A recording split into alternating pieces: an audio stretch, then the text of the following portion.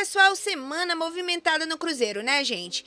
Com a entrevista polêmica do Gabigol falando da sua vinda para o Cruzeiro, com a confirmação da permanência de Fernando Diniz, a confirmação da saída de alguns jogadores do Cruzeiro que não permanecerão no elenco de 2025. Bora para mais um trecho dos comentaristas da ESPN analisando todos esses acontecimentos dos bastidores do Cruzeiro. Mas antes, já deixe seu like e ative o sininho das notificações para não perder nenhum dos nossos cortes. Sem mais delongas, bora para o vídeo. Gabigol e o Maracanã. Nesta segunda-feira, ele deu uma entrevista ao podcast Podpah e falou sobre a saída do Fla e sobre o futuro. Eu não tenho nada assinado com ninguém, não tenho nada certo. Agora sim, eu acho que depois de hoje aqui do podcast, que era minha última agenda, amanhã eu vou começar a pensar nisso, a estudar o que eu vou fazer, se eu vou pra fora, se eu fico no Brasil. E eu quero ir pra algum lugar, como eu falei mais uma vez, pra ser campeão. Eu fiquei sabendo que depois, na final, quando eu falei que eu não ia ficar, tava lá embaixo, né? Gabigol acertado com o Cruzeiro. Foi no mesmo dia. No mesmo dia, né? Aí, sei lá, vamos supor, acontece isso daqui a um mês, fala, tá vendo? Eu falei, mas é mentira. É mentira. Pode ser o Cruzeiro, pode ser o Santos, pode ser o Corinthians, pode ser o Fortaleza, pode ser o Bahia, eu não sei. Eu juro pra vocês que eu não sei. Mas a partir de amanhã, eu vou começar a pensar nisso. Seu celular tocou, né? Bastante. Tá tocando. Graças a Deus. Isso é bom, né? Pô, eu acho que no final, isso é muito importante. Ter inúmeros times daqui do Brasil e de fora querendo o seu jogo, o seu jeito de ser. O telefone está tocando, mas reforçou que não sabe o que vai fazer. Como é que você está vendo sobre o que ele disse sobre esse tema e o que você imagina? O fato do telefone dele estar tocando dá o grau de importância, porque hoje o telefone só toca quando é algo muito importante, ou quando é spam. É isso. Geralmente é mensagem que chega, né? Quando o telefone toca, ou é algo relevante ou é spam. Então, está tocando é porque tem clubes importantes atrás do Gabriel. A gente sabe que ele tem uma situação muito avançada com o Cruzeiro, tem o interesse do Santos e é direito dele tratar as situações como absolutamente abertas, mas tudo que a gente ouviu, várias pessoas, eu e outras pessoas daqui e de fora daqui, são de que o sinal que ele deu para o Cruzeiro era um sinal de que as coisas vão ser assinadas. Se vão ou se não vão, cabe a ele, aos seus representantes e aos dirigentes do... Porque Galo e Cruzeiro tiveram, cada um à sua maneira, um fim de ano bastante difícil, melancólico, e a gente traz esse cenário de uma segunda-feira, digamos, abatida, mas pelo menos de objetivos, né? O Galo se livrando do rebaixamento, o Cruzeiro queria mais e certamente acabou o ano também descontente. A segunda-feira em BH é o assunto agora. Uma novela que quase chegou ao fim ganhou um novo começo nesta segunda-feira. Fernando Diniz fica no Cruzeiro para 2025. Depois de desabafar sobre o momento no clube e pedir respeito ao final da última rodada do Brasileiro, o técnico teve uma conversa com o dono da SAF, Pedro Lourenço, e a decisão foi manter o contrato até o final do ano que vem. Eu me sinto extremamente desrespeitado, porque eu tive inúmeras propostas de trabalho e vim aqui para trabalhar no Cruzeiro. Então, para mim é um desrespeito muito grande, tá? Muito grande mesmo. Porque eu custo acreditar que uma pessoa chegar uma semana para você estar aqui até o final de 25, pelo menos. E depois de uma semana você está fora do negócio. Não tem nenhum problema. Chega e fala assim, não tem resultado, aqui, não era isso, queria o resultado, não dá, e fala assim, você está fora, aceitaria uma boa. Mas dessas condições, não. É muita falta de convicção, sabe? Com 15 jogos e apenas 3 vitórias, Diniz vinha balançando no cargo pela falta de resultados, principalmente depois do vice-campeonato da Sul-Americana diante do Racing. Ele não sai, mas o Cruzeiro anunciou nesta manhã que Ramiro, Álvaro Barreal, Rafa Silva, Wesley Gasolina e Gabriel Grando não fazem mais parte do elenco. Vamos lá, o assunto agora é o Cruzeiro. Eu queria começar com o Zupac, porque a gente fez ontem um pós-jogo.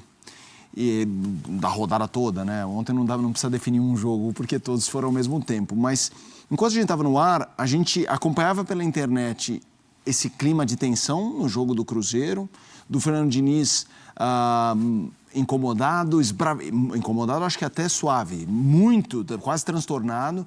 E aí informações de pessoas respeitáveis falando que ele vai cair. E aí vem a confirmação que ele fica, então assim, a ordem na sua parece aqueles, eu gosto de falar muito de cinema com o André, aqueles filmes de edição entrecote, tipo Amnésia, sabe, de trás pra frente, sabe, que pegaram a parte 2 com a 4, vem a 3. A linha cronológica. É isso. Tem um do Nolan, que também é assim, não me lembro o nome, com o DiCaprio. E aí? Inception. Exato, Inception. Não me lembro É o da cadeira para trás, o sonho dentro do sonho, dentro do sonho, dentro do sonho. A origem. É um pouco isso. Você, quando vê essa história, fala, cara, muito bizarro o que aconteceu com o Cruzeiro. É bizarro o que aconteceu com o Cruzeiro, mas as coisas têm uma ordem cronológica. Boa. As coisas têm um ponto... Me ajuda, Zupá. As coisas têm um ponto de virada. E a gente ouviu o ponto de virada. A declaração do Fernando Diniz foi o ponto de virada. Eu não tenho nenhuma dúvida... Que ele cairia se ele não tivesse falado o que ele falou. E ele cairia com o apoio da torcida. Porque, assim, embora a gente possa perfeitamente aqui fazer as análises sobre tempo de trabalho, é justo ou não é justo, poderia esperar pré-temporada, montagem de elenco, para fazer uma análise mais concreta do trabalho, etc. e tal, e esse é o nosso papel. Se o Cruzeiro opta por demitir o Fernando Diniz ontem ou hoje, o torcedor não veria problema, porque a passagem até agora do Diniz é muito ruim no Cruzeiro. Em que pese o fato do tempo de trabalho, e isso sempre tem que ser ponderado, mesmo em um início de trabalho, o Cruzeiro precisava estar melhor do que está. Então, até o presente momento, é um trabalho ruim do Diniz. Então, caso ele fosse demitido, a torcida não reclamaria. Mas o Diniz foi bem, não é que ele foi bem, ele foi brilhante na sua colocação. Ele foi perfeito no que ele falou. Porque tudo o que ele falou é verdade. Se o Cruzeiro tivesse optado por demiti-lo ontem, e ele tivesse sabido disso na quinta-feira através da imprensa, seria um desrespeito enorme como foi. Ele foi desrespeitado. Como o Seabra foi desrespeitado com por um acaso, o áudio que vazou. Ah, que coincidência, vazou o áudio.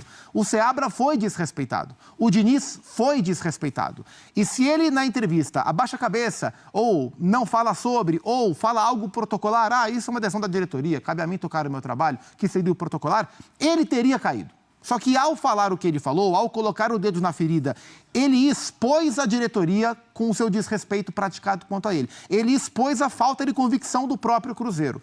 E aí inverte um pouco a ordem, a lógica do olhar da opinião pública sobre o que seria feito. Então, não tenho nenhuma dúvida que a declaração do Diniz ontem, as declarações mudaram o rumo da história. Porque as apurações que levavam à saída do Diniz, elas não estavam equivocadas. A gente sabe quem é quem, de onde vem a notícia, a consistência de quem dá a notícia, elas não foram equivocadas. O que mudou foi a decisão. A decisão mudou. E eu estava tentando entender um pouco hoje sobre essa conversa, e aí é informação, não é opinião. O Diniz reclamou demais dessa falha de comunicação, dessa exposição da sua figura. Reclamou demais de o futuro dele ter sido comentado na imprensa antes de ser comentado com ele. E ele deixou muito claro que não é assim que ele trabalha. Então, assim, os alinhamentos dentro de campo sobre trabalho foram feitos, mas o Diniz expôs de maneira muito clara para o Pedro Lourenço, para o Alexandre Matos, os dois estiveram presentes na reunião, que para esse trabalho funcionar é preciso que exista confiança. E esse episódio rachou a confiança. Então, ou eles restabelecem essa confiança, ou o trabalho não vai conseguir seguir. Não sei se vai surtir efeito ou não, mas ele deixou muito claro a sua insatisfação e a necessidade de que as coisas sejam diferentes nesse campo para que o trabalho melhore. É claro que dentro de campo o trabalho tem que melhorar também, e é o que cabe a ele, Diniz. O saldo geral dessa história, para mim, ele começa o ano pressionado pela torcida, de uma maneira geral, mas esse episódio serviu para ele saber onde ele está pisando e com quem ele está lidando. Acho que para isso serviu. O que eu acho do fim do comentário do Zupac muito significativo. O comentário inteiro é brilhante. Muito obrigado. Mas para jogar para você, André, essa coisa, o cara que vira o ano assim é sempre muito complicado. Sempre. Porque o ano vira, mas a linha do tempo ela geralmente é contínua, né? E eu queria que você falasse. Você pode dizer que todo técnico corre o risco de perder o emprego no começo do ano, porque, né, os dirigentes olham para o que resta da temporada e falam, eu posso mexer agora, que eu ainda tenho muita coisa pela frente para disputar. Então, teoricamente, exceto aqueles, né, o Vojvoda no Fortaleza, me arrisco a dizer até o Abel Ferreira, depois desse ano, não entendo que vai sofrer qualquer tipo de pressão no início do ano que vem, mas fora isso, a maioria, se não entrega, logo começa a sentir, começa a sofrer, fica meio que pendurado. Quando você passa a imagem de ter evitado a sua própria demissão, com uma entrevista mais bombástica, meio fora do normal, assim, do que é o comportamento dos técnicos, mesmo se tratando do Diniz e mesmo com o Diniz irritado, que é uma camada acima, você agrega, né? Você aumenta a própria pressão. Então, é claro que o Fernando Diniz sabe que o trabalho dele no Cruzeiro vai ter que mostrar muito mais do que mostrou até agora. Logo de início, nós estamos falando de começo de temporada, independentemente do valor das coisas, o time vai ter que jogar bem, o time vai ter que ganhar jogos. Ele vai iniciar a temporada mais pressionado do que se esse episódio não tivesse acontecido. Agora é muito surpreendente. Ontem à noite, no Linha de Passe, depois da entrevista do Diniz, a gente até comentou isso, assim, dada a forma personalista como o Cruzeiro é dirigido hoje, por duas pessoas que são muito fortes naquilo que fazem, um praticamente o dono do clube, ou praticamente não, o dono do futebol, e o outro o diretor de futebol, acostumado a trabalhar com grandes orçamentos e tal, e as coisas não andando bem, no momento em que o Diniz extrapola o que um técnico normalmente diz a respeito dessas pessoas, que em última análise são aquelas que tomam as decisões e teriam sido os responsáveis pelos vazamentos, eu falei, ele entrou em rota de colisão agora com as pessoas que decidem se ele continua como técnico ou não. E aparentemente, numa conversa entre eles, ele conseguiu dar a volta. Então, assim, não começou ontem no futebol, certamente sabia o que estava fazendo quando deu a entrevista que deu e vai iniciar 2025 no comando do Cruzeiro. O famoso mandou um truco com um 6 na mão, né? E não era manilha. Uau, foi realmente um momento... Ganhou a mão. Ganhou a mão, exato. Pelo menos por enquanto.